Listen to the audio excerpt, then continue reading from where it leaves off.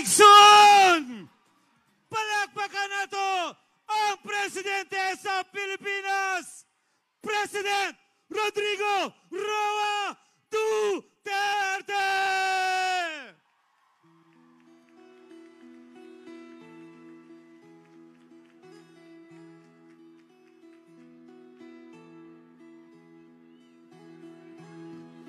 Ikaw ang Pangulo para sa pagbabago. Sawa na ang bayan ko sa magnanakaw na tao.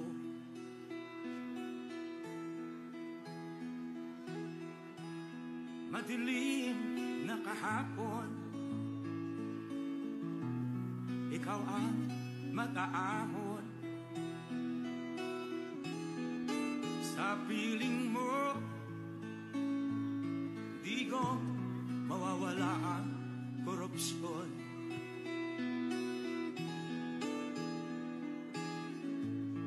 Tayo na, Pilipinas, tayo na magbago.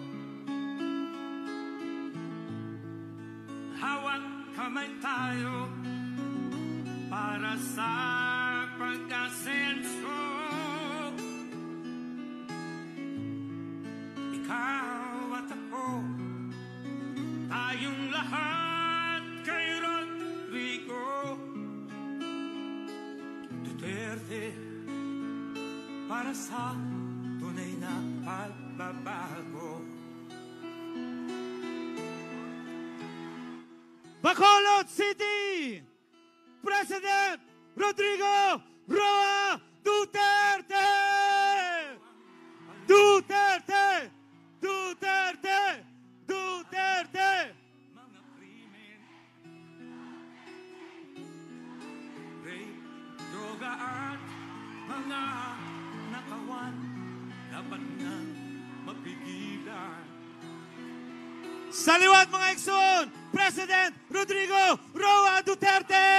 Palakpakan natin!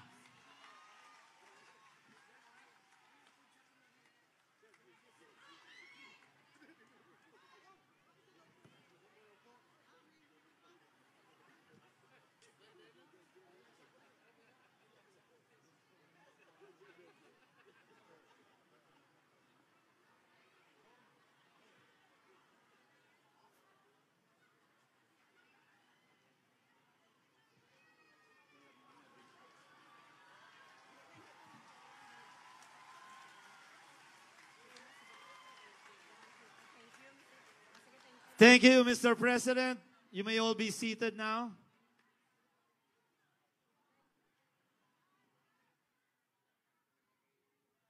Ladies and gentlemen, mga Igsoon, without further much ado, total kagina po na magiging ari diri. Pamatian naton sa pag-welcome sa aton sa atong pinalangga nga alkalde, Mayor Evilio Leonardia.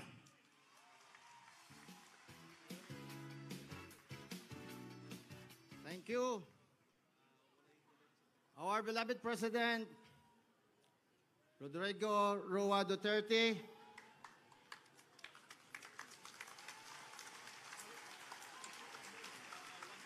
mga kasimanwa, ladies and gentlemen,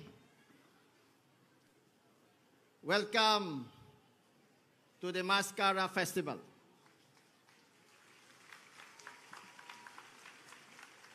It was 37 years ago when Mascara was born.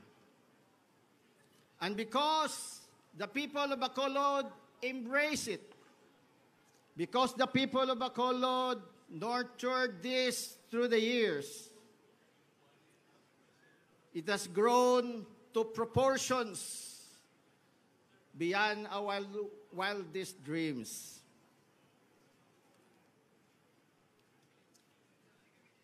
This festival, for sure, exceeded all our expectations. This is a major tourist attraction today. There is no doubt about that. but more than just a tourist attraction. This has become an icon of Bacolod. This festival reflects our capacity to survive because this came about when we had a tragedy and we were in a sugar crisis. This festival reflects our zest for life, and it reflects our never-ending spirit of optimism.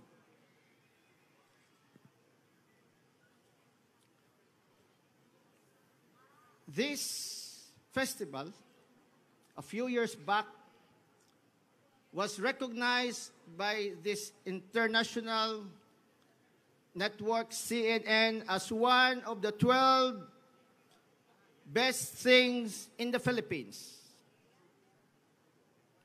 Another international network, National Geographic, also proclaimed this as one of the 10 must-do festival for the month of October in the world.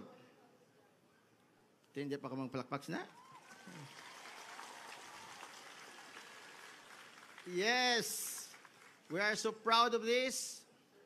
And year in and year out, we anticipate this festival because not only for the color, pageantry, and fun, but this festival has likewise become our reunion and our homecoming as a people. So, ladies and gentlemen, for all the anticipation, all the excitement, and feverish excitement, this festival of 2006 is unique. This is historic. This is going to be unforgettable because of one major reason. Hindi tanan ini malipatan ang festival naton sa sininga tuig kay nagkadtugid ang pinalangga naton nga presidente dire sa syudad sang Bacolod. Happy ka mo? Lipay ka mo? One more time, palakpakan tang aton presidente. So, sir, together with our people in Bacolod, from the bottom of our hearts, madamo gid nga salamat nga ari ka di subong sa amon. Salamat. So mga kasimanwa, ladies and gentlemen, President Rodrigo Roa Duterte.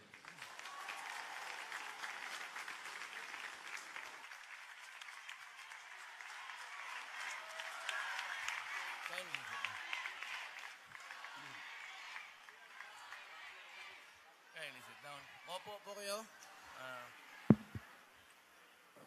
Secretary Salvador Midaldia, Secretary Judy Tagiwalo, Secretary Ismael Sueno, Secretary Alfonso Cuse, Governor Alfredo Morenon, Mayor Evilio Bing Leonardia, Sir, dugat ng amigo nga.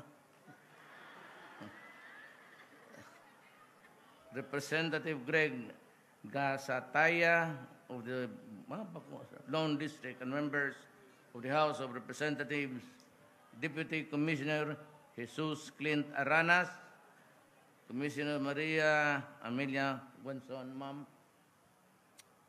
Presidential Assistant Michael Dino, Vice Mayor Elcid Familiaran, fellow workers in government, mahal kong mga kababayan. I'd like to congratulate you on this 37th anniversary. One of the more colorful activities in any city in the Philippines. itong maskara. And though a long time ago in the New Alamyon, but I attended twice dito.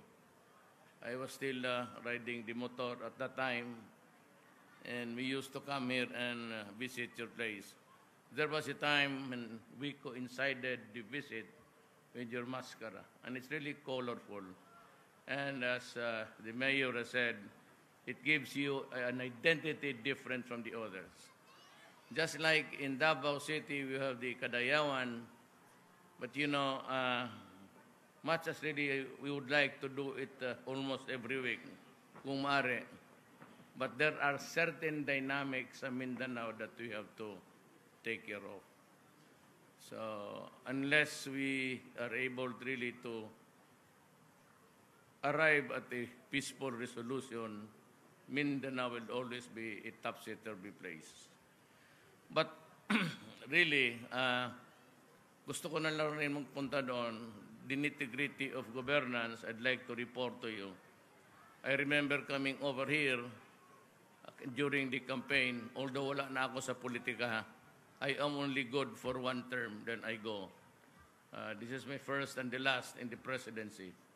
I'd like to serve everybody, irrespective of party. Gusto ko lang makiano sa kapwa ko tao.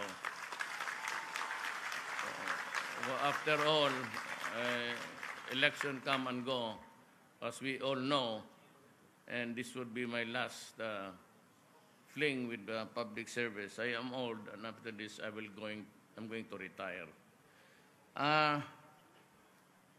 Ang pinangako ko sa inyo is that I will stop corruption.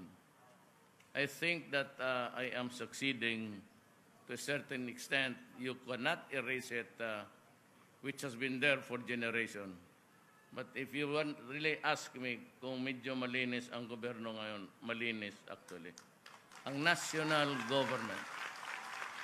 Now, without necessarily attributing to any one city, because I know that Bacolod is well run by people of good heart and intention, medyo sa local na lang ako na I have yet to finalize something, a program, that would perhaps enhance the delivery of public service. Pero sa national be it the Secretary of Defense, kay Judy, kay Perna, they are only given 1 month. And I would like to replicate what we did in Davao. I am not saying that they're better off than you, but the practice is done, permits, electrical clearance, police clearance. I want it uniformly done at 3 days. Hanggang 3 days na lang po lahat. I do not want to see Filipino queuing, naglilinya. If you are in the national government, my suggestion was, if you want to ask something more than what you have carrying at that time, you can ask for a shopping list of what you should submit. Pagka nasabit ho ninyo yan, either DNR or whatever national office, BIR, mahusay na pagkadala ngayon. You just submit your papers, ask if there's anything that you have to do. Yet, then pagka sinabi yun na yun, bigyan ka ng stub, and there is a date that indicated that you may come back on this day at this hour to get your paper. That is my order, mandatory. Mandatory. Must be. And of course, crime is related to now. Noon, crime as crime, there used to be a lot of kidnappings anywhere. But you know, shabu is preferable. Walang naghahunting sa iyo, and it is easily sold. Ganito yan mga kababayan ko. When I was mayor, I was very strict. Really strict.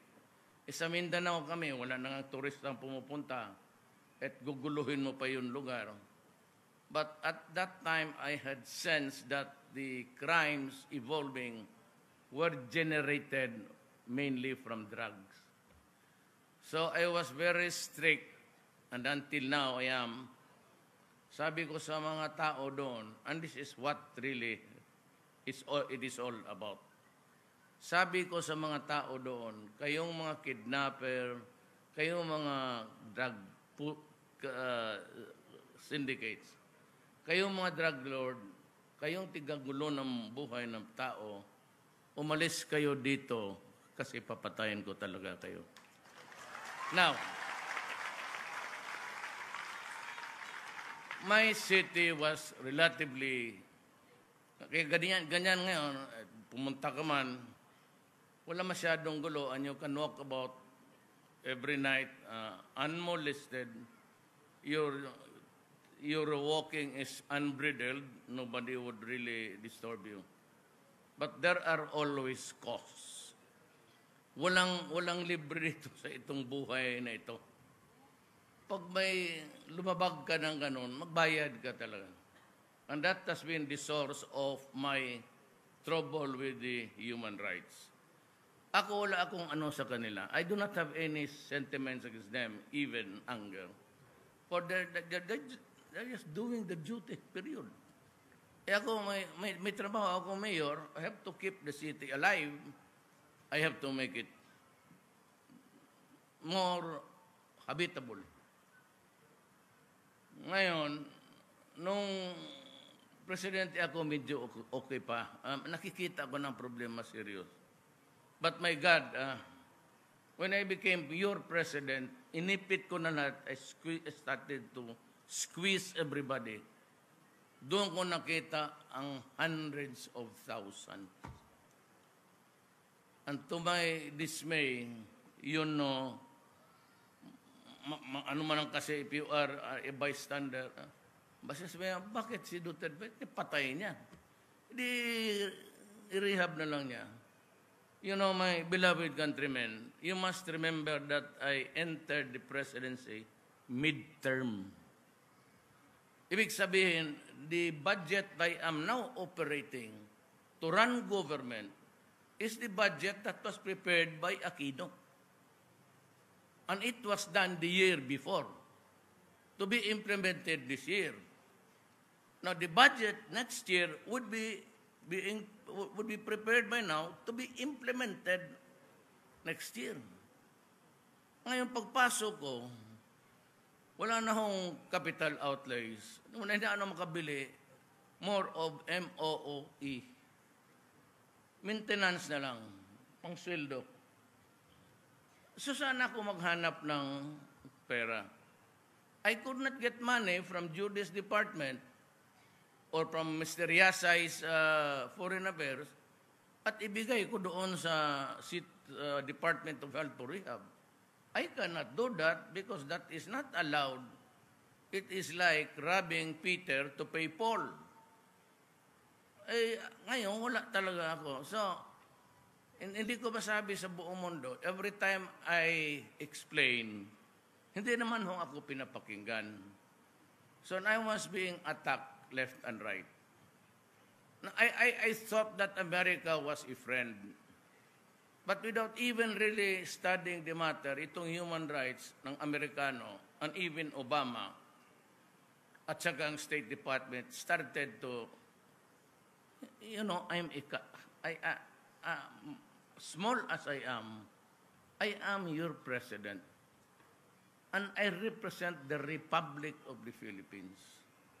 Huwag na sana sa pagkatao ko. But every time you insult the Philippines, or you reprimand or castigate me in public, you are really crucifying the Filipino people. Nung mayor ako, okay lang yun. Well, I was carrying not the integrity of the Republic, but maybe the name of the Davao City. But ngayon, umabot na as it has evolved, it is running 800,000. At the end of the year, aabot lahat yan ng 1 million. You know, I was in the ASEAN Summit sa Laos with Widodo, President Widodo with Indonesia. Sabi niya, ilan ang iyo? Sabi ko, well, the original estimate of the PDEA at that time under General Santiago was 3 million already. So I'm just getting into the act. So maybe I would, how much is yours? Sabi niya, 4 million. But ang Indonesia malaki. There are about 3 great islands there, big islands, and there are about 240 million. Ako ang liliit ng Pilipinas, although not contiguous, island for island tayo, but then I have also 4 million.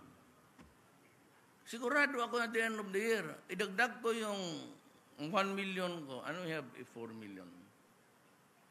That number is not a joke, and it covers the entire Philippines. At ganito yan. Bakit ayaw ko ng eleksyon ngayon? Because the portals of government has already been eaten by narco-politics. Yung hawak-hawak ko ng listahan ganon kakapal, validate. And sometimes the mayor is seen in the company. Ngayon mayroon yan. Almost 12 barangay captains are sa listahan. User. At kung hindi, kaya nang sa Albuera, nag-manufacture ang gago, sila pa ang nagnegosyo. Talaga, totoo eh. I'm just telling you the truth. What do I get? Ako, politiko ako. Kung maaari gusto ko, kaibigan ko lang. But I have a duty, and that is to tell you. In telling you, I do not intend to prosecute. That is not my duty. My duty is just to inform you that there is such a thing as narco-politics already. Na kung papayag ako mag-eleksyon, mayroon ng, for whatever it is really worth to you, it has entered, I said, the portals of the national government. Si Dilima, kung ayaw ninyong maniwala, totoo talaga yan. Wala akong sinasabi that she is into the manufacture of drugs. I am not saying that she is connected with the distribution of drugs, but I can tell you that she was supported at lalabas ng lalabas yan dyan sa house ngayon. But yung driver niya, ang naging, pandiyan niya na lang tayo kasi maraming magalit. Sabi ko nga, sa galit ko, kasi ako yung inaano niya, you know, if you remember, I was the only whipping boy niya. Human rights siya noon. She was starting to crucify me. Tapos naging Justice Department siya. Bakit siya pumayal ng kaso sa akin? Ngayon natapos ang eleksyon, bira siya ng bira. Ngayon, yung kanya lumabas na ngayon. And I said a very nice, not so nice statement. I said, you know, you were screwing your driver and you're screwing the nation. Hindi politika yan. Wala na ako, papaalis na ako. 6 years minus how many months na lang. Kung aabot ako, kung hindi ako patayin. Kaya in my sorte sa mga military camps and the police, sinasabi ko sa kanila, if I do not survive the 6 years, if the problem as a drugs would outlast me, meron man talagang succession sa presidency yan. But do not forget to remind your commander-in-chief na pag hindi ninyo napigil to, if you do not interdict now, if you do not put up a hard line, the next generation, yung mga anak ninyo, pati yung mga apo ninyo, tatamaan talaga yan. 1 million. It spread all over the country with some mayors, with some halos majority na ng barangay captain. Nakita man ninyo nung nag-warning na ako, sabi ko, surrender kayo. You saw the many thousands tatakbuhan doon sa pulis. Sabi ko kasi, patayin ko kayo pag maabutan ko kayo. Including yung mayor. Na ngayon, bakit itong bunganga ko? The only way to do it. Hindi mo makapit, pare, pwede ba na dinadadala na ng gano'n na eh. Wala na, sabog na. We have to really, and there is no law which says, I cannot threaten criminals. Bawal mong takutin ang mga criminals na kamatayan. There is no law. Kagaya rin ito ngayong presidente na ako, sabihin ko, pag sinira mo ang bayan ko, pag sinira mo ang mga anak namin, talagang papatayin kita, sigurado yan.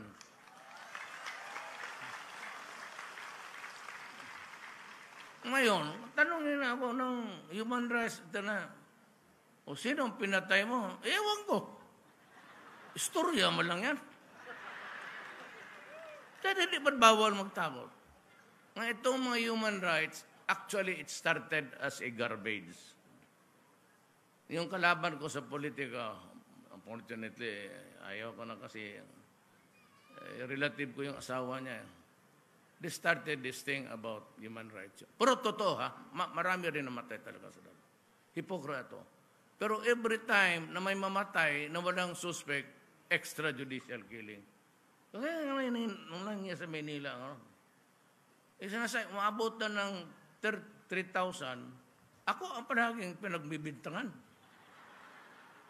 Baski yung nasagasaan dyan ng, basta pagdating ng mga pulis, suntukin ko kami minsan mag-init. Itong pulis, pagdating doon, sinong suspect, sinong walang suspect, extrajudicial. Hindi, nagpatong. I don't mind. I really do not mind.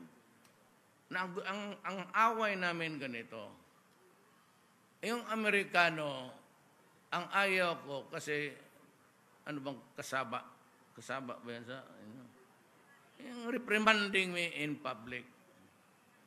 Kaya sabi ko, screw you, fuck you, lahat na. So, gago kayo. Kasi bakit mo ako ganunin? Alam mo, 3 million addict. Instead of helping me, and you know that there is no money because there is, in that budget, we did not expect Honor Aquino, di niya malaman yung magnitude ng contamination. Tapos kung ganunin mo ako, turuan mo ako, I will give a policy statement in the coming days. Ibibigay ko sa inyo, pati mumurahin ko talaga sila. Now, ganito yan. Kung kayong mga Amerikano, galit kayo sa akin, galit rin ako sa inyo. But by the way, yung statement ko, kasi ang sabi kasi ng tao, ito si Duterte, Hitler to killer. Di sinabi ko rin sa airport pagdating ko, o di sige, si Duterte ako, killer ako. Nag-react ang Jewish community all over the world. I would like to make it now, here and now, that there was never an intention on my part to derogate the memory of the 6 million Jews murdered by the Germans. Ang reference kasi sa akin nila, nga ako daw si Hitler, na maraming pinatay. So, ang number kasi ng drug pushers, as I have told you, is 3 million. Kaya yun lang ang sinabi ko. Sige, si Hitler ako. Pero ang patayin ko itong mga... But anyhow, if you... It's not really actually that I said something wrong. But rather, they do not really want you to tinker with the memory. Uy, alam natin yan. So I apologize profoundly and deeply to the Jewish country. Wala akong... It was never my intention, but the problem was I was criticized using Hitler comparing to me. But I was very emphatic. Sabi ko, patayin ko ang 3 million natin. It had nothing to do with it. But perchance, if there was something really a bad taste in the mouth to say it. Pero yung Jewish community lang, itong mga bobo na abogado sa EU, pati sa human rights, screw you. Sipain ko pa kayo. Insulto. Kaya ako raw mahilig magmura. Ganito yan eh. What would be my defense when you pretend to be a friend of the Philippines? Ang Amerika, pati itong human rights ng United Nations. Kung bira-birahan ka at wala ka nang magawa, katisulo nila ang international press. Ang iyong sagot, hindi abot yan. Kakaya kay Obama, would you believe it? I never mentioned this name. Nasabi mo na ininsulto ko, sabi ko, do not do that to me. Wag ninyo akong, I was referring kung may ambush doon interview or papasagutin nila ako. Si Obama naman naniwala agad ito that hurting words of Duterte.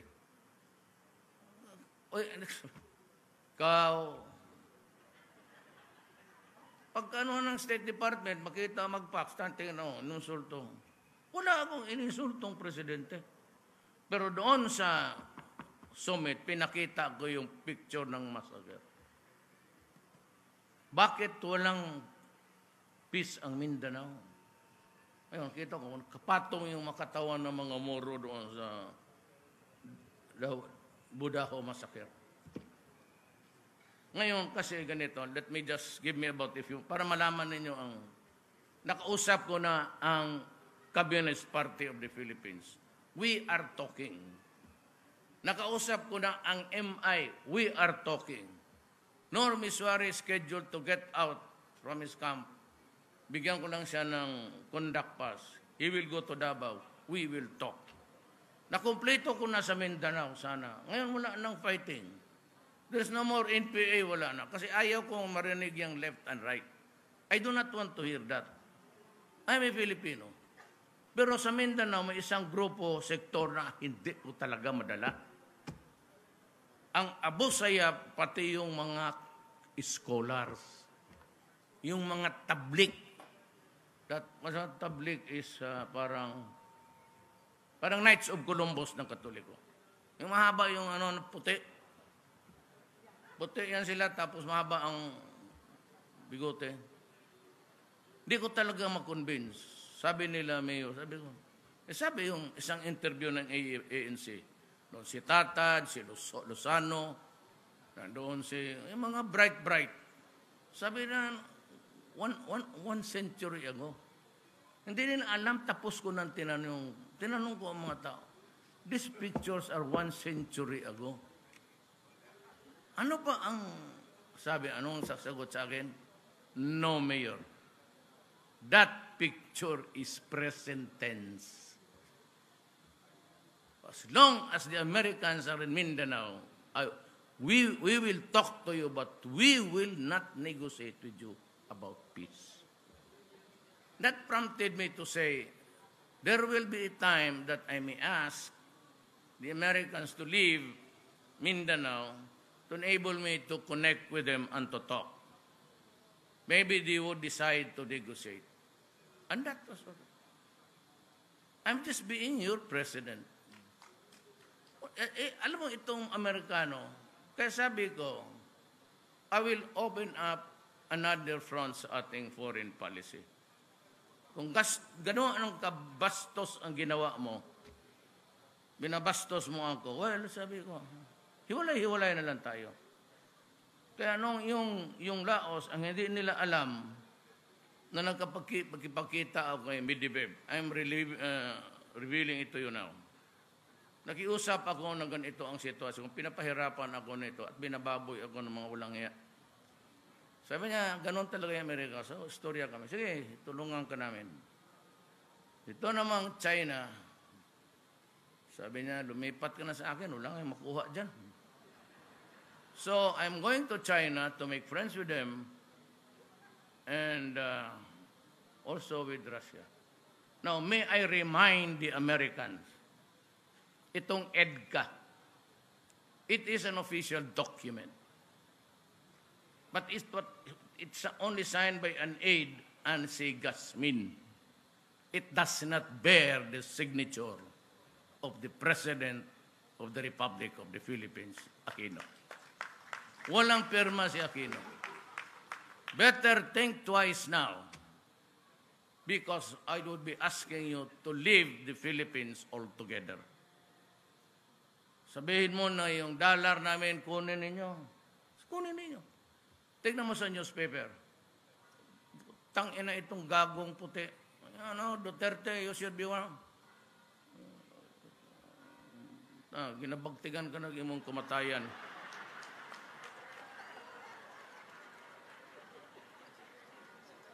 Ako talaga bastos ako pag ginanon mo ako. It's the tolling of the bells. Meron yan sabihin eh.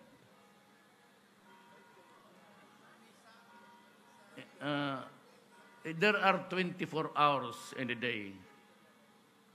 But if that bell tolls for 25th bell, that would be its 25th hour. The 25th hour, because it's an extra day where there is none, it will toll the bells to sound your knell of grief. Yan ang mensahe ko sa Amerikano. Hindi kami magugutom. We will get out, and after review of that document, I find that there is no signature if you cannot produce a signature bearing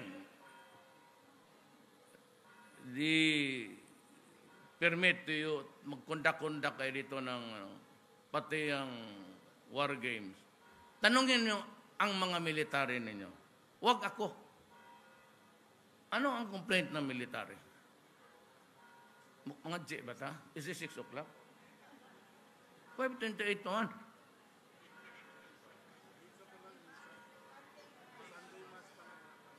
Akala ko galit yung pare sa akin.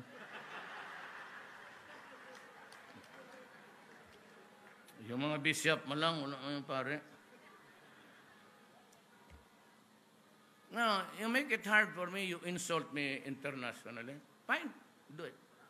Sabi nga ni Sunny Dominguez, the finance secretary, is very adept in the international stage. Sabi ko, hindi raw ako statesman, sabi ng mga unggoy. Sabi sa unggoy puti. Sabi ko, alam mo, hindi ba na ako tumakbo ng statesman? Ang pagkaalam ko, takbo ako presidente. Bakit ako yung gawing statesman? Ayaw ko man yan. Simple lang ako nagkatao. 7 years ako sa high school, na-expelled ako sa Ateneo. It took me 7 years to graduate. Kaya sabi ko, wala akong credentials, wala naman akong sinabi sa inyo na ako dito, buto kayo sa akin, kaya ako valedictorian na. Sila, Dominguez, Pagbabanta, Tugade, Salusco, San Beda. It was the valedictorian. Puro yasay kung magsalita.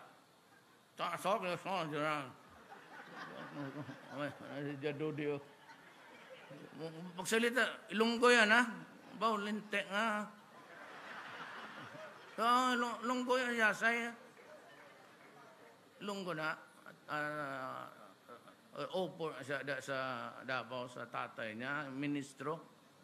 Kaya he was grew up talking in English. Kaya kung magsalita, talo pa si Kerry. Linte niya, yasay kung magsulti na, today you are asking about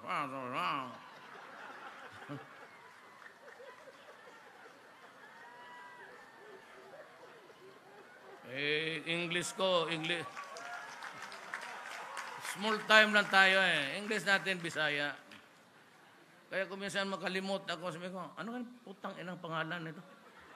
Wala man. You know, men judge best when they condemn. Ang translation talaga ng son of a bitch. Dahil, putang ina mo. Ngayon, putang ina mo, ngayon ko lang nagpakita. Gumastos ka nga. But they changed the nomenclature. Son of a whore, which is really not good to you. Pero alam man ninyo, Pilipino magsabi tayo. Yung iba, ayaw niyang salamagan. Tayo magsabi, yung iba, son of a bitch. Yan that's the tradition sa ating, the usual is, tangina mo. Ngayon, talagang, tingnan mo international press. Yan ang sinasabi ko kung siraan ka na. So that if I cannot deal with them on an even plane level, tapos ganunin mo ako, the best defense that I can do is to insult you. Biran-birahan ninyo ako, ang ibigay ko sa iyo yung lahat insulto. Sa iba yung naman that I talk properly, tangina mo, sino ka man? Hindi nga ako naniwala sa nanay ko, ikaw pa.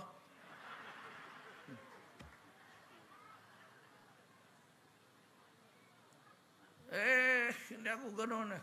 You look for a problema. Ako ang pinili ng tao. But that is really my ugali. That is my paradigm, if you want. At saka galit talaga ako sa na. I have this, they stayed there for 400 years. The Americans stayed there for 50 years. They took away the fat of the land. Kaya, tatandaan ninyo, kaya ito sila may colonial syndrome. Kasi akala nila, under pa tayo sa kanila, yung iba hindi man nila kaya. Tapos ako ngayon ganunin nila. Bukas ang kabarkada ko si Putin, pati si Xi Jinping. Marami sa China sa Amerika. Magkumperensya ka doon to kape. Pati yung finger food na doon kami ni Xi Jinping, wala, bangkit yan. Buntag hapon. That's a joke again. Do not overstretch it. Do not stretch it beyond its normal proportion. So I'm here, I'm happy, and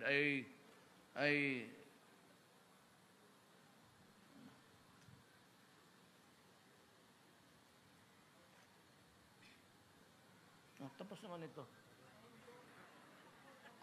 Maghinto na ako. Lain siyang batasan, dari nga.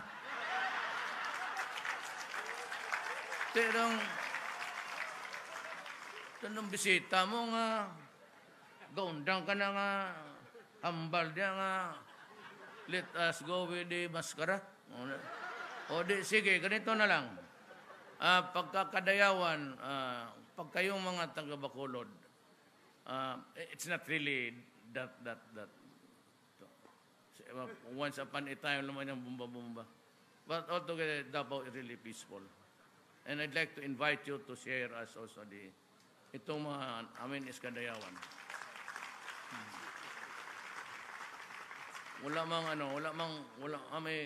Walang Bacolod Davao eh. May ara barko siguro. Pero katanawan mo lang ara may buslot din na. Marami na tang disgrasya dire. Ito yung mga barko nga buslot o gabangga. Be careful dito sa Bacolod. Well, anyway, you do not have you have to go to Iloilo. There's mayroon araw-araw? Wow. Sige. And pagka damo sa Davao, maski everyone nga ang imbitasyon ko. Kakatok sa airport, baka silimulan sa polis, sa mayor. Ako na bahala sa inyo. Libre. Oo, I-divide na natin o ng grupo dire. Second shipment ito. Di ka mo kadugan. Patay na. Uy ko panahon nga mag-entertain sa inyo. So I'd like to again invite you, keep the, ganito yan even if there is a disaster, return to normalcy at once. If for anything mayroong disaster, catastrophe, the key word is return to normalcy immediately. So ito dito, it gives you joy, makes you proud. And as a matter of fact, to make you doubly proud, I came here to kabisita sa inyo nga. So, tiunan ako, asawa, ilungga. Gabiyaan ako Salamat. Bacolod, President Rodrigo Roa Duterte!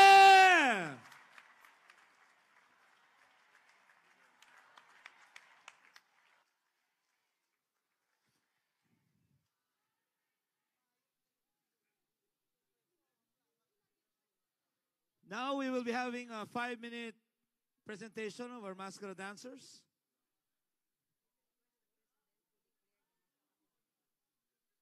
President Digong.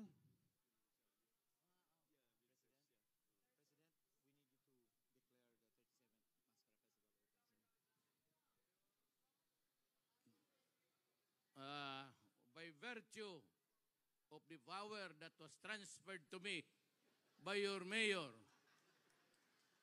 to do the opening, I now pronounce you unto the world that the Mascara Festival begins now. Mabuhay! Mabuhay ang mga taga-Ilonggo! Mabuhay ang mga Ilonggos, Bacolod!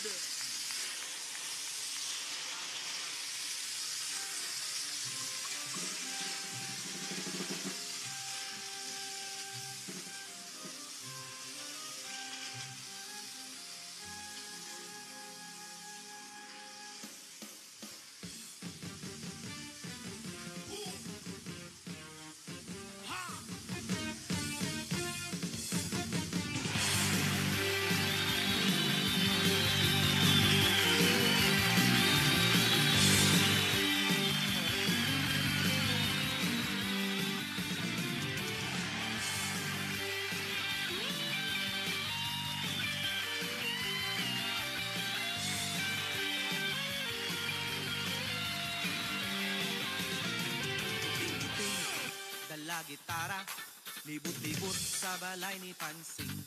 Ay Pansing, gawa-gawaha, si Usting nagaharana. Buting-buting, dala gitara, libot-libot sa balay ni Pansing. Ay Pansing, gawa-gawaha, si Usting nagaharana. Ang alibang bakit kalupad-lupad sa mga dalang nagalikit-likit. Sukla ang saya, bordado ang nagwas, unay ang baliog sa bayong dibaris. At sa pinungsan, usay nga muda, pulong ang buhok, liston nga pula.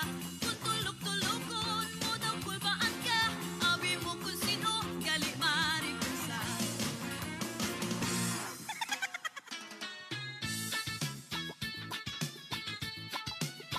Tong-tong-tong-tong, pakitong-kitong, alimango sa suba. Ginbantog na hindi makuha, ako lang makakuha, ako lang makasura. Tong-tong-tong-tong, pakitong-kitong, alimango sa suba. Ginbantog na hindi makuha, ako lang makakuha, ako lang makasura.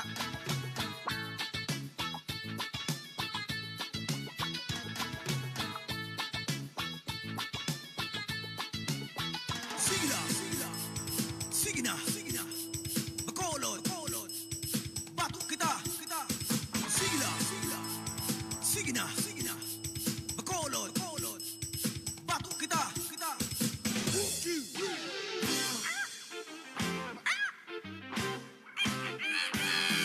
Ang manok ni San Pedro, naugis ang balahibo.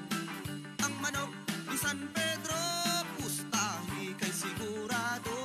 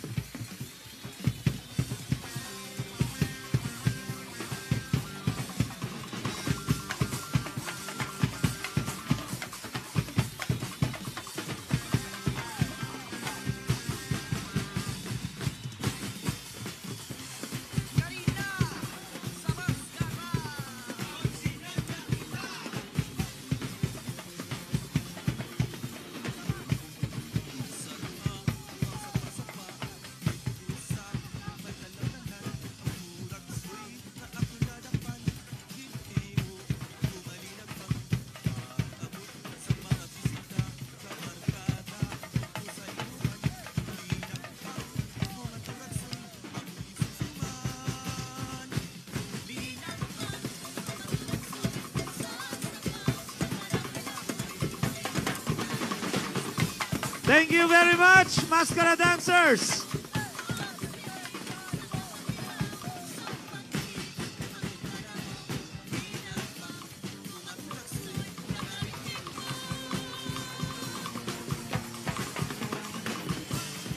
Thank you very much.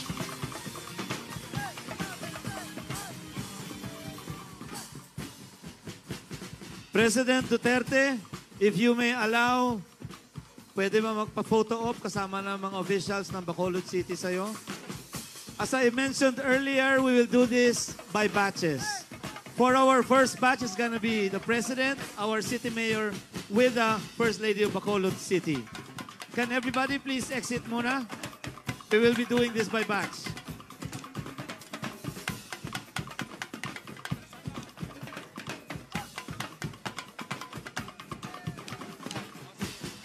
Background natin yung maskara.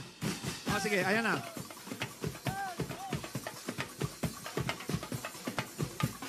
Mascara dancers, can you please make your formation back there? Thank you. Good naman sa'yo, sir.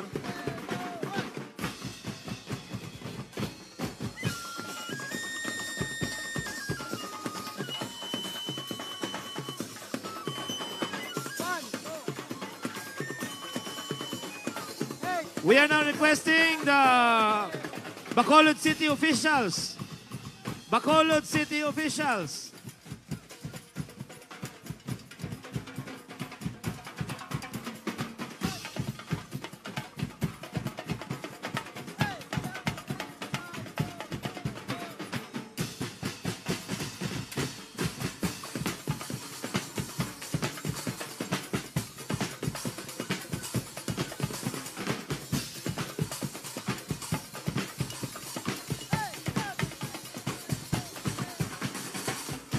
Thank you very much. Thank you very much. Next, we have the governor, vice governor, and the mayors. Thank you po. Thank you. We are requesting the governors, the vice governors, and the mayors, please.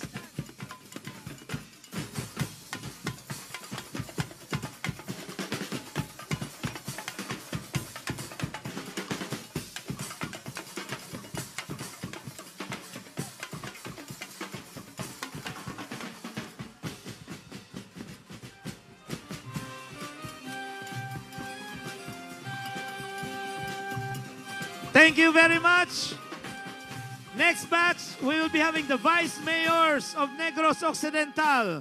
The Vice Mayors of Negros Occidental, please. Vice Mayors of Negros Occidental.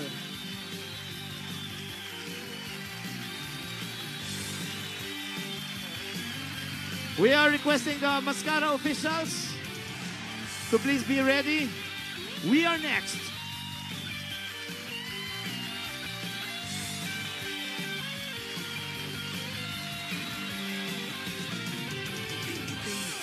Dala gitara, libot-libot sa balay ni Pansing. Ay Pansing, gawa-gawaha. Si Usting, nagaharana. Puting-puting, dala gitara, libot-libot sa balay ni Pansing. Ay Pansing. Thank you very much, Vice Mayors. Next, yung Amity. Amity ba?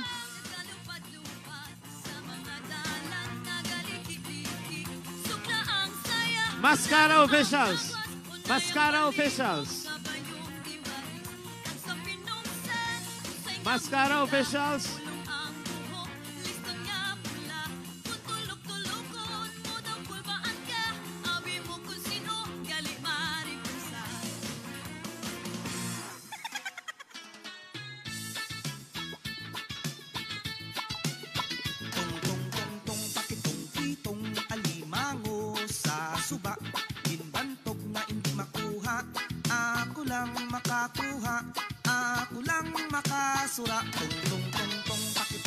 Thank you very much. Thank you. Saliwat, Bacolod. Palakpakan natin pinalanggang ang Presidente. Presidente Rodrigo Roa Duterte.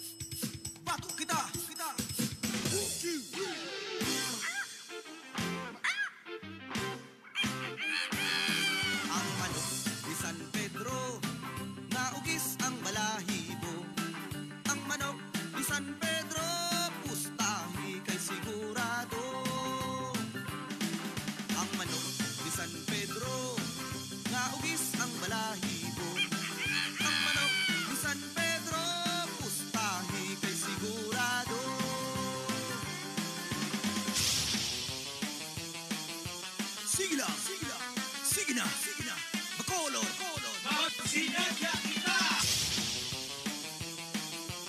sige na, Bacolod, Magsinadya kita! Kung dansoy, inom ko ba laloy? Hindi ako inom, tuba bait aslong.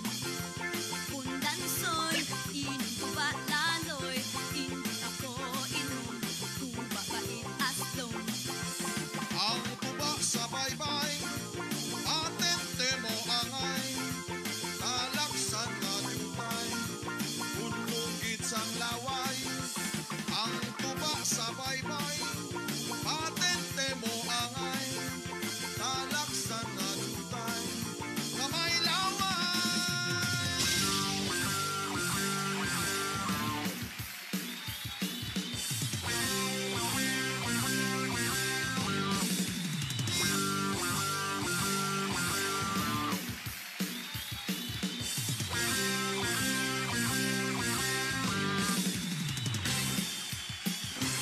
Karina, sa Mascara. Magsinadya kita!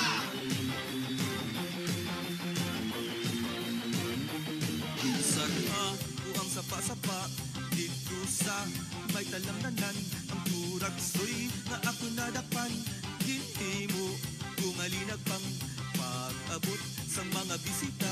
Kabarkada o sa inuman, linag pang kumaturagsoy among ginsumsuman. Linag pang tumaturagsoy sa sabaw, nagalangoy-langoy, ginlaktan, magis ang ginamos, pinamalakas, ikamis ang higup, ang silig, sa nakatilaw, sampagkit, ang timplada mo, linag pang tumaturagsoy, nagamit higpon.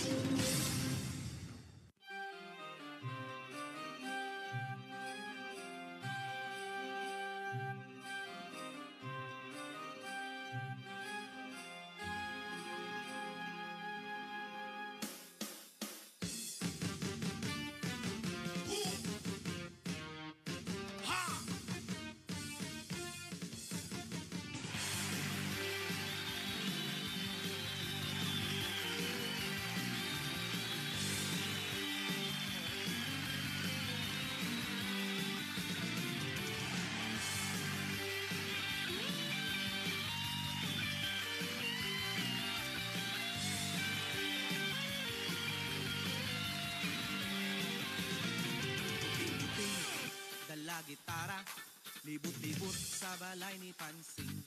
Ay Pansing, gawa-gawaha, si Usting nagaharana. Kuting-kuting, dala gitara, libot-libot sa balay ni Pansing.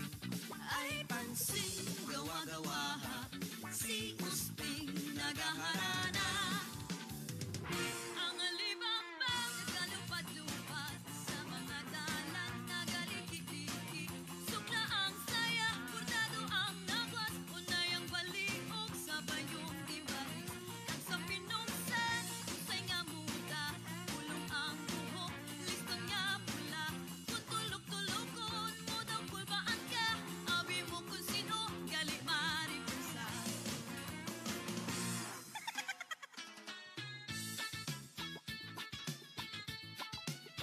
Tong tong tong tong pakitong pitong alimango sa suba. Ginbantog na hindi makuha, ako lang makakuha, ako lang makasura. Tong tong tong tong pakitong pitong alimango sa suba. Ginbantog na hindi makuha, ako lang makakuha, ako lang makasura.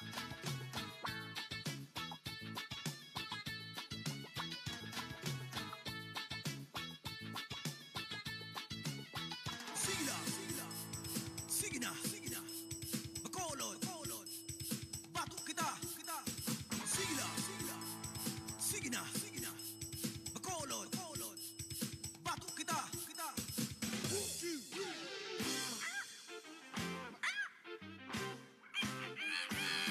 Ang manok ni San Pedro, naugis ang balahibo. Ang manok ni San Pedro, pustahi kay sigurado. Ang manok ni San Pedro, naugis ang balahibo. Ang manok ni San Pedro, pustahi kay sigurado.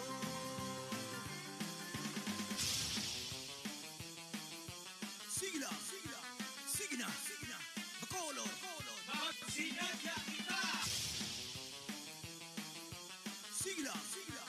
sige na, Bacolod, Magsinadya kita! Kung dansoy, inom tuba laloy, hindi ako inom, tuba bait aslong. Kung dansoy, inom tuba laloy, hindi ako inom, tuba bait aslong. Ang tuba sa baybay.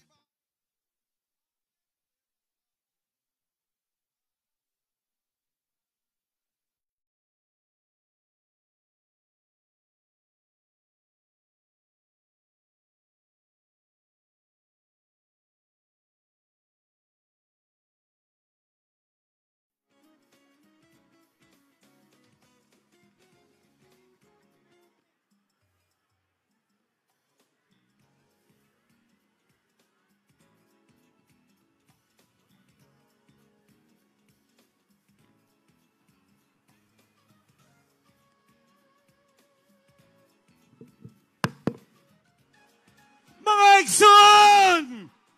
Palakpakan nato ang Presidente sa Pilipinas, President Rodrigo Roa Duterte!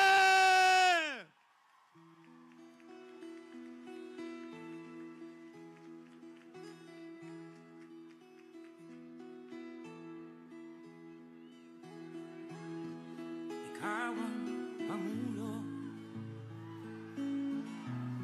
para sa pagbabago. Sawa na ang bayan ko sa magnanakaw na tao.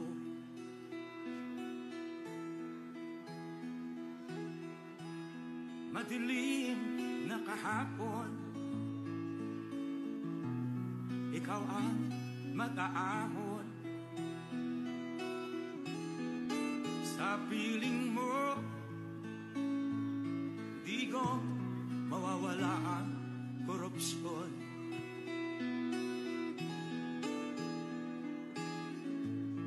Tayo na, Pilipinas, tayo na magbago.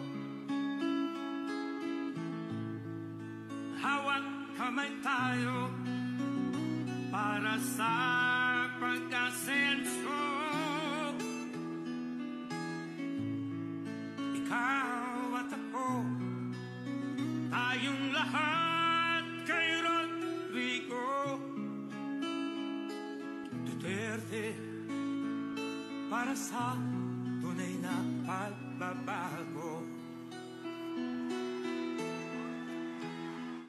Bacolod City, President Rodrigo Roa Duterte! Duterte! Duterte! Duterte! Mga krimen, rape, droga at mga nakawan, dapat na mapigilan.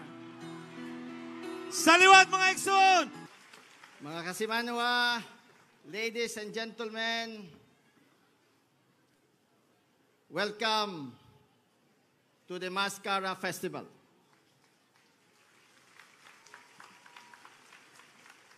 It was 37 years ago when Mascara was born. And because the people of Bacolod embrace it, because the people of Bacolod nurtured this through the years, it has grown to proportions beyond our wildest dreams.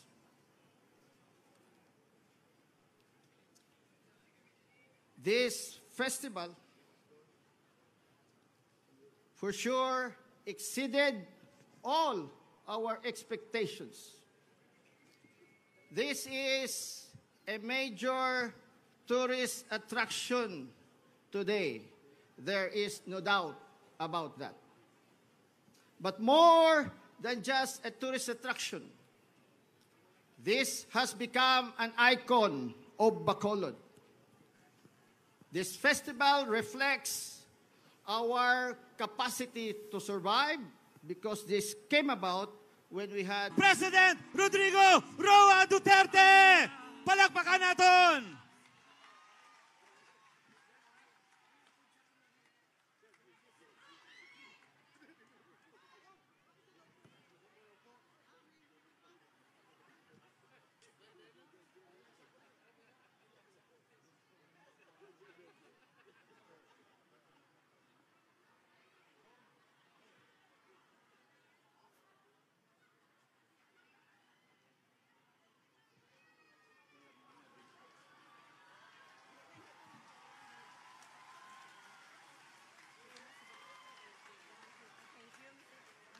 Thank you, Mr. President. You may all be seated now.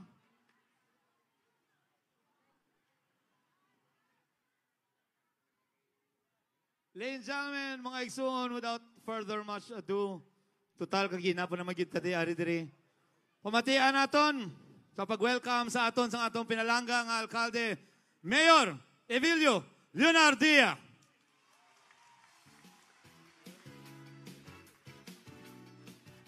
Thank you.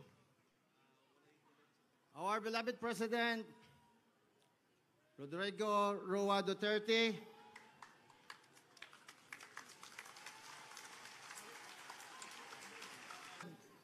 a tragedy and we were in a sugar crisis.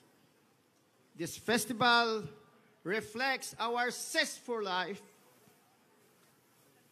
and it reflects our never-ending spirit of optimism.